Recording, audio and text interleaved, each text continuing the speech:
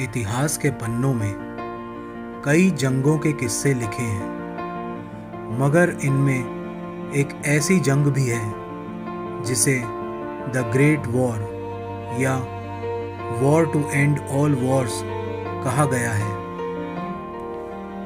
शायद इसमें लड़ने वालों को लगा था कि इस युद्ध की बर्बरता को देख के हम फिर दोबारा ऐसी जंग की भूल नहीं करेंगे।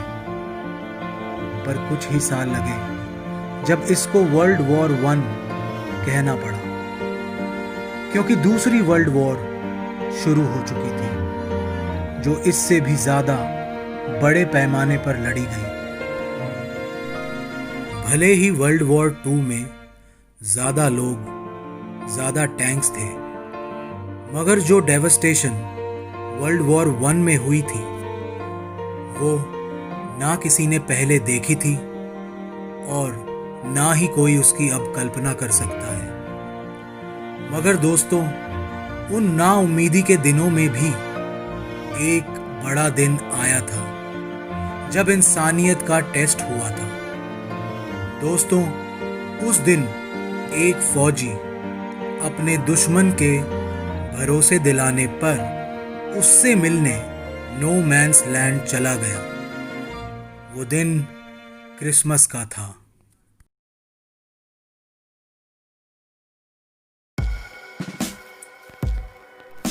(1914) इस महायुद्ध का पहला साल था जो कि 1918 तक चला। ये जंग छिड़ी थी यूरोप की सुपर पावर्स के बीच। एक तरफ थे फ्रांस, रशिया और ब्रिटेन, जो कहलाते थे द ट्रिपल एंटॉन्ट, और दूसरी तरफ थे जर्मनी, ऑस्ट्रिया हंगेरी और इटली। सब एक से बढ़कर एक, सबको अपनी ताकतों पर उतना ही घमंड।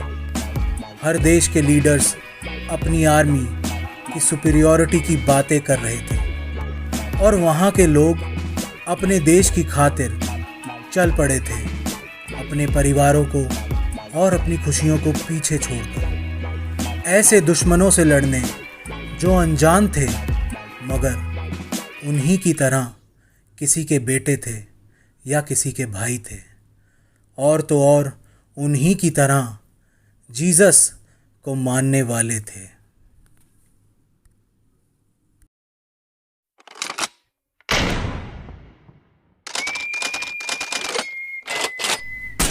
जंग चल रही थी, खून बह रहा था, लोग मर रहे थे। दोनों तरफ के जनरल्स आगे के हमले की योजना बनाते, सिपाही जान पर खेल के उसको हकीकत करते या जान देकर जनरल की बेवकूफ़ी की कीमत चुकाते। जुलाई से शुरू हुए इस खूनी खेल का कोई अंत करीब नहीं था और फिर आया क्रिसमस का वो दिन। इंग्लैंड की महिलाओं ने ऑस्ट्रिया हंगेरी की महिलाओं को ओपन लेटर्स लिखे और ये सुझाव दिए कि क्रिसमस के दिन एक ट्रूस यानी समझौता करा जाए और उस शुभ दिन किसी की जान न जाए। इस सुझाव ने पॉलिटिशियंस और फिर जनरल्स पर दबाव बनाया कि 25 दिसंबर 1914 को कोई गोली ना चले और एक ट्रूस रहे। उस समय जनरल्स को लगा कि जीसस के नाम पर वो एक दिन तो रुक ही सकते हैं और उन्होंने इसको मंजूरी दे दी। कहते हैं एक बड़ा अजीब सा सन्नाटा था उस सुबह, जिन कानों को धमाकों की आवाज ने सुन कर दिया था उनको समझ नहीं आया इस खामोशी का मतलब क्या है। दूर दूर तक कोई आवाज नहीं थी, ना कोई दुश्मन खेमे से गोली चला रहा था और ना कोई अपनी ओर से, बस एक सन्नाटा था।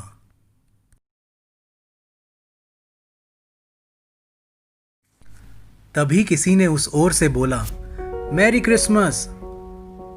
दोस्तों, मैरी का मतलब खुशी होता है, पर अपनी अपनी ट्रेंचेस में रह रहकर इंसानी जज्बात उसी मिट्टी में खो गए थे।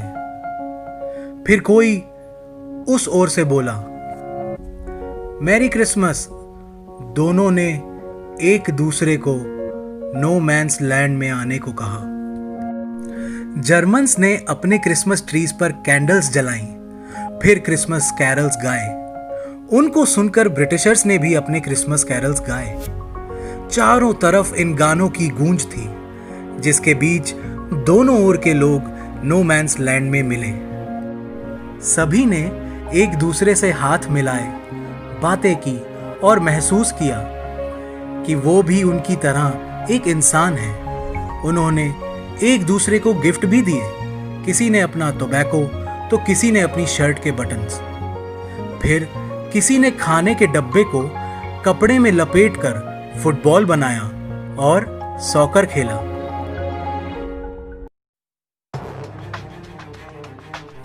पर दोस्तों, जब ये खबर जनरल्स तक पहुंची तो उन्होंने ऑर्डर निकाले कि ये लैक ऑफ डिसिप्लिन टॉलरेट नहीं किया जाएगा। और फिर सुबह दिया ट्रूस का ऑर्डर गोली चलाने के ऑर्डर में बदल गया। मगर वहां कुछ तो बदल चुका था। अब वो अनजान दुश्मन अनजान नहीं रहे थे। सिपाही अपने जनरल्स की बात नहीं सुनना चाहते थे। अब वो एक दूसरे को जानते थे।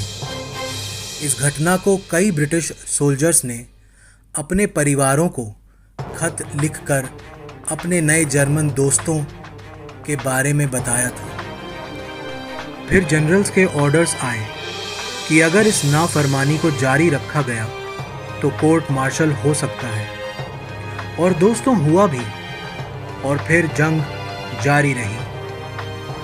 उस वक्त एक और इंसान था जो उन जनरल्स की बातों से सहमत था, और तब वो जर्मन फौज का कॉर्पोरल था। उसका नाम था अडोल्फ हिटलर।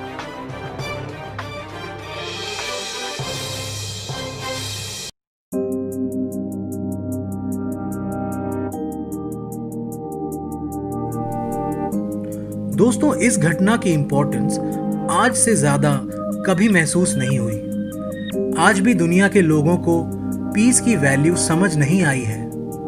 सब देश या वहां के लोग अपनी ही धुन में हैं और ऐसे कदम उठा रहे हैं जिनका अंजाम भी उस जंग के जैसा हो सकता है।